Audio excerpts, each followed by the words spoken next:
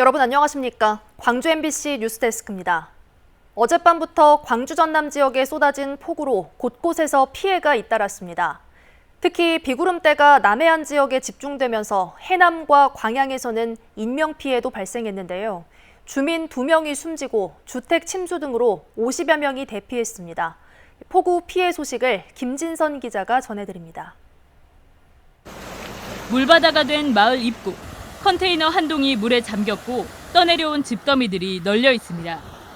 밤사이 100mm가 넘게 쏟아진 비에 놀란 어르신들은 밧줄에 의지해 마을 회관으로 대피했습니다. 걔는 이제 같이 나오려고 그랬더니 사람만 살리자고 그러면서 그 창문 열고 창문 넘어서 폭우는 무릎 높이의 마루를 넘어 방 안까지 밀려들었습니다. 새벽녘 갑작스레 차오른 빗물에 전기마저 끊기면서 주민들은 불안에 떨어야 했습니다. 복구는 아직 엄두조차 못 내고 있습니다. 갑자기 집사람은 할멈 됐고 막 오차도 못 하고 버릇이 몸만 빠져서 맨발로 관리실로 갔어. 노인당에 가서 거기서 뜬 눈은 나셨어 살아. 시간당 70mm 안팎의 집중호우가 쏟아지면서 피해는 곳곳에서 이어졌습니다. 물에 잠긴 도로는 저수지처럼 변했습니다. 시장 상인들은 부랴부랴 물을 퍼내보지만 역부족입니다. 내일 장이라 장 보려고 김치랑 간해놓은 거 다 얼로 가불고. 마을을 둘러싼 담은 맥없이 무너졌습니다. 미처 대피하지 못하고 고립됐던 주민은 119 구조대 보트를 타고 구조됐고 광양에서는 마을 경사지 토사가 무너지면서 주택과 함께 매몰된 80대 여성이 구조 8시간 만에 숨진 채 발견됐습니다. 해남에서도 주택이 침수되면서 60대 여성이 숨지는 등 인명피해가 잇따랐습니다. 밤에 갑자기 하니까 대피를 못하죠. 새벽에 그러니까 자다가 주무시다가. 전남에서는 현재까지 주택 침수와 하천 범람 등으로 36세대 50여 명이 대피했고 산사태 경보 지역 주민들도 대피에 나섰습니다. MBC 뉴스 김진선입니다. 도로와 농경지 침수도 잇따랐습니다. 무너져 내린 토사가 철로를 덮어 경전선 일부 구간 운행이 통제되기도 했습니다. 계속해서 조희원 기자의 보도입니다. 터널 앞 산비탈이 파란 방수천으로 덮였습니다. 오늘 오전 5시쯤 간밤에 내린 장맛비로 비탈이 무너져 내려 토사가 선로로 유입됐습니다. 코레일 측은 긴급 복구 작업에 들어가 6시간 만에 작업을 완료했습니다. 집중호우 때문에 비탈 3년에 토사가 선로로 선로를 사전에 점검하면서 사전에 발견을 해가지고 저희가 열차를 정지를 시키고 지금 복구 작업을. 하지만 광주 송정역과 순천역, 익산역과 순천역으로 가는 경전선 열차 운행은 오늘 하루 전면 중단하기로 했습니다. 포크레인 한 대가 건물 안에서 연신 흙을 퍼냅니다. 집안에는 흙이 가득 들어차 못 쓰게 된 가전제품들이 한가득입니다. 어제부터 쏟아진 호우로 인해 여수, 돌산, 평사리 양식어가들이 피해를 입었습니다. 전부에 물이 들어버려갖고 그 못이 다 안에 많이 걷어낸 거예요. 흙이도 낙사 안 하고 흙이 실려 내려와 놓으니까 어떻게 보면 방법이 없어요. 시간당 70mm의 폭우가 내린 고흥 도야금 일대에서도 주택 10가구가 침수됐고 도하면에서는 하천이 범람해 인근 시장이 온통 물에 잠겼습니다. 또 10여 곳의 도로가 침수돼 긴급 복구 작업이 이뤄졌는데 순천 서면에서는 미처 통제되지 않은 지하차도를 통과하던 트럭이 갑자기 불어난 물에 잠겨 운전자가 구조되기도 했습니다. 곳곳에서 농경지 피해도 잇따랐습니다. 간밤에 내린 폭우로 인해 갓 모내기를 마친 논이 보시는 것처럼 호수처럼 변해버렸습니다. 농민들은 무너져 내린 논둑을 복구하며 연신 한숨을 내쉽니다. 지금 이대로 놔두면 전체가 다 무너지죠, 이쪽으로. 적당히 비도 적당히 와야 되는데 올해는 이상하게 비가 많이 오고만 너무 많이 예년에 비해서는. 침수 피해를 입은 농경지는 고흥에서만 5,100여 헥타르, 여수와 광양, 순천에서도 크고 작은 농경지 피해가 발생했습니다. 어제부터 오늘 오후 6시까지 누적된 강우량은 고흥 373mm를 최고로 여수 297mm, 광양 260mm, 순천 207mm를 기록했습니다. MBC 뉴스 조희원입니다. 광주 전남에 내리던 빗줄기는 잠시 약해졌다가 오늘 밤부터 새벽 사이 다시 강해질 것으로 보입니다. 내일까지 많은 곳은 200mm의 비가 예보돼 있는데요. 기상센터 연결해 자세히 알아보겠습니다. 이다솔 캐스터 전해주시죠.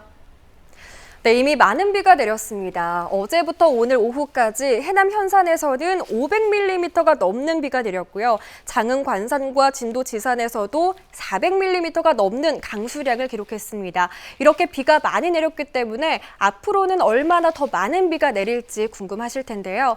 현재 장마전선은 잠시 북상한 상태입니다. 광주를 비롯해 전남 대부분 지역에서 장맛비가 소강 상태를 보이고 있는데요. 장마전선은 오늘 밤사이 다시 남하하겠습니다.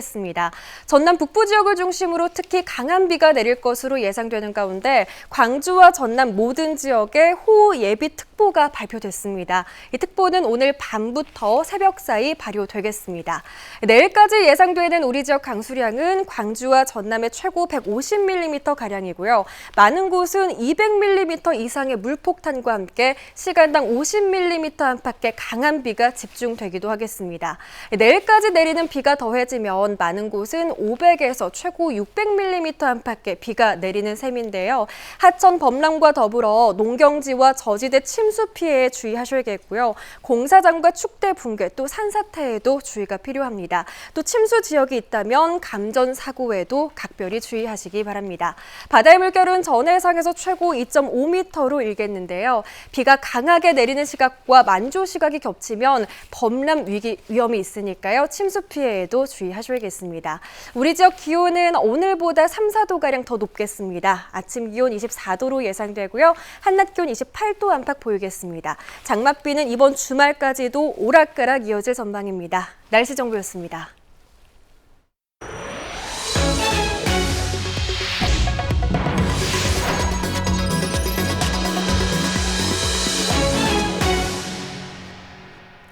광주시와 대구시가 달빛 동맹을 더욱 확대 발전시키자며 다시 한번 뜻을 모았습니다.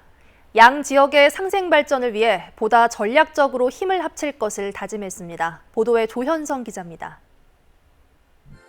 국가철도망 계획으로 확정된 달빛 내륙철도가 양 지역을 대표하는 정치인과 시민사회 인사들을 한데 불러 모았습니다.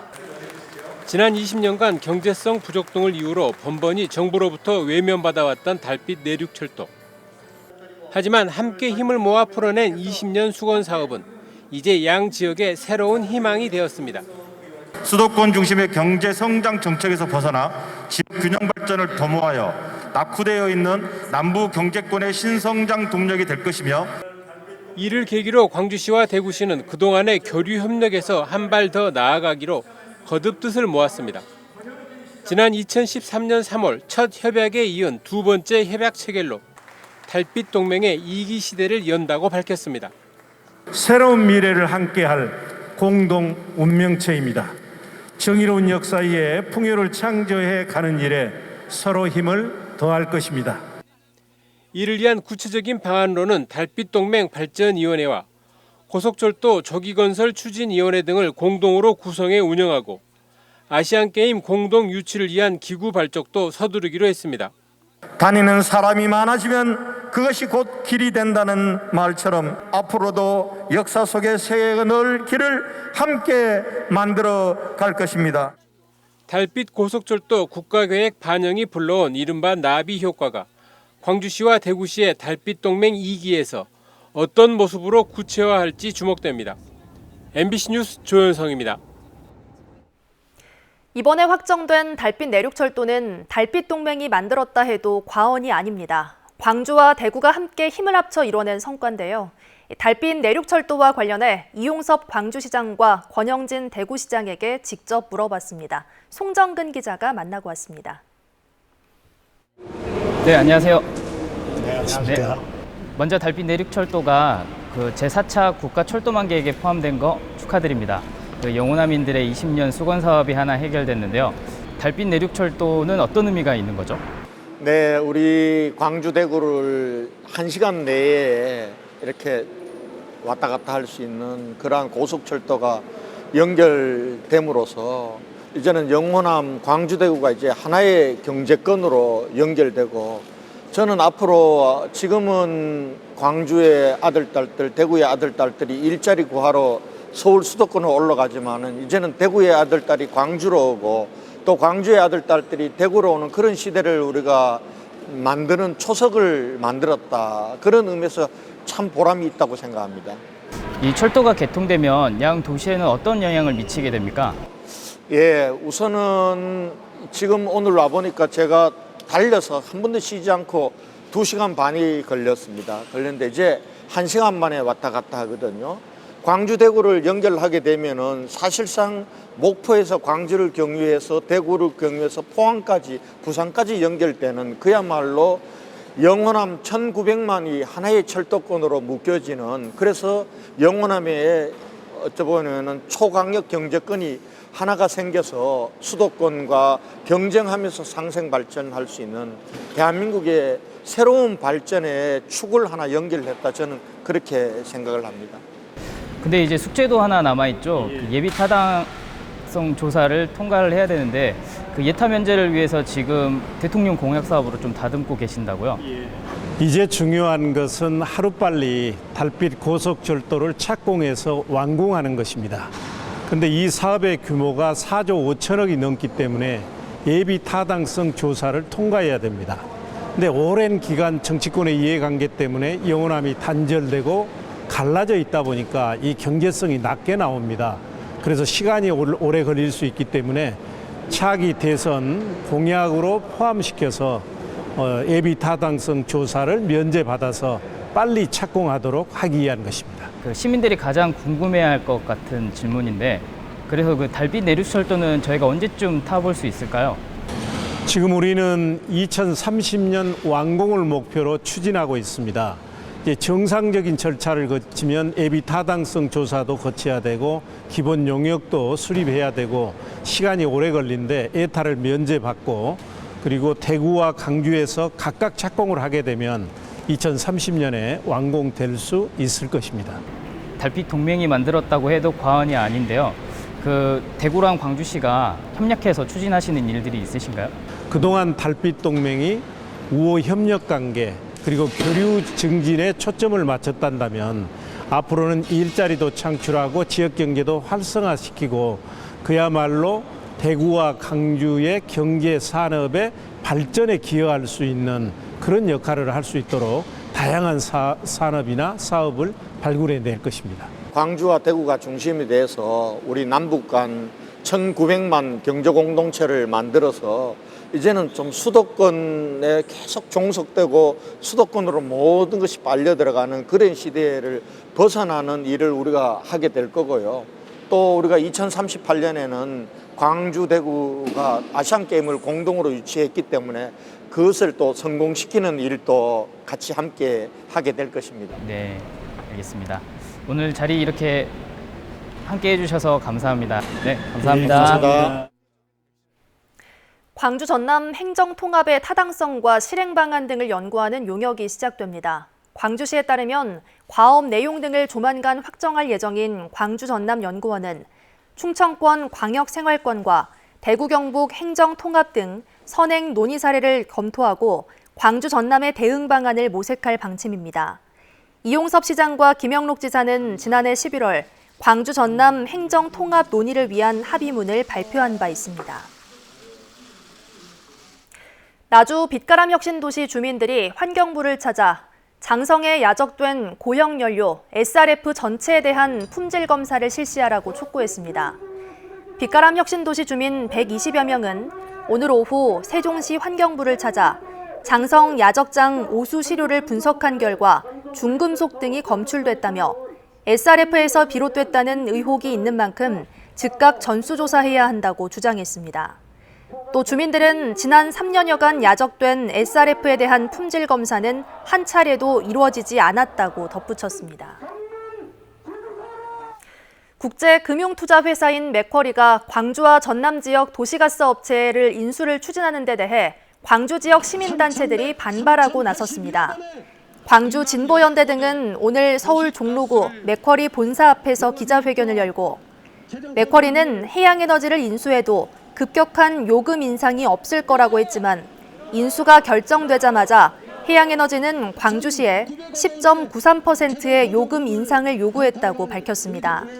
이들은 또 시민의 생존과 직결되는 필수적 공공재가 거래되는 것을 막을 수 있도록 정부와 국회가 대책을 마련해야 한다고 주장했습니다.